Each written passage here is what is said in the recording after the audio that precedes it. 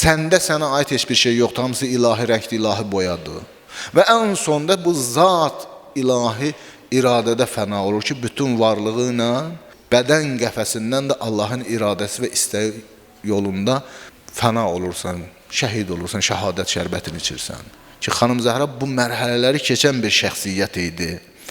Ona görə Həzrət Rasulullah sallallahu aleyhi və səlləm bir hədisdə buyurur ki, əgər gözəllik, yəni o kamillik bir şəxs olsa, bir varlıq olsa, çünki mücərrəd anlamda da kamillik.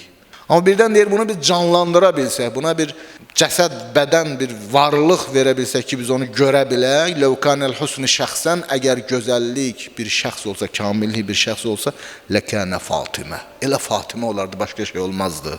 Hətta deyir, Fatimə daha əzəmətlidir. Ki, mənim qızım Fatimə yer əhlinin şərəf baxımından, yaradılış baxımından, kəramət baxımından ən üstünüdür, ən əzəmətlisidir, ən xeyirlisidir.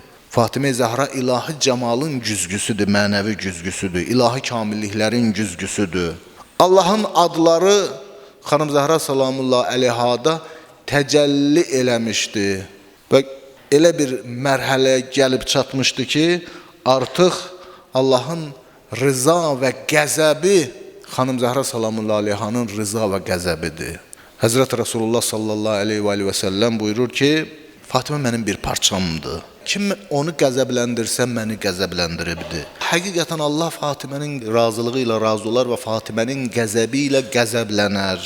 Ki, necə olur ki, bir insan gəlir, bax, bu məqama çatır ki, Allahın qəzəbinin göstərisinə çevrilir. Allahın razılığının göstərisinə çevrilir. Allahın razılığı xanımın, Fatimə Zəhranın razılığıdır. Bunu nə cür anlayaq biz? Bir neçə cəhətdən bunu anlaya bilərik ki, bir budur ki, xanım Zəhra salamullah aleyhanın razılığı ilahi razılığı, Allahın razılığını aşkar eləyir. Yəni, bilmək istəyirsən ki, Allah səndən razıdır. Bax, gör, xanım da səndən razıdırsa, demək Allah da səndən razıdır. İkincisi budur ki, xanım Zəhra salamullah aleyhanın razılığı səbəbdir. Allah şərt qoyub xanım Fatimə Zəhra salamullah aleyhanın razılığını. Ki, əgər xanım Fatimə Zəhra səndən razı olmasa, Allah da razı olmayacaq. Əgər xanım Zəhra salamullah aleyhə haşa sənə qəzəblənsə, Allah da sənə qəzəblənəcək.